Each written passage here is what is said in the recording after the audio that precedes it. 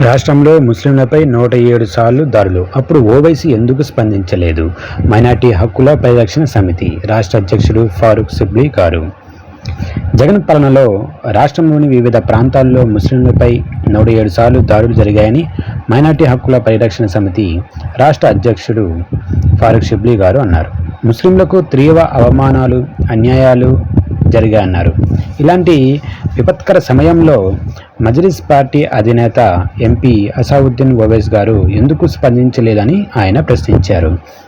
Vijayawada మొగలాజపురంలోని minority హక్కుల పరిరక్షణ సమితి రాష్ట్ర కార్యాలయంలో మంగళవారం నిర్వహించిన విలేకరుల సమావేశంలో ఆయన మాట్లాడారు.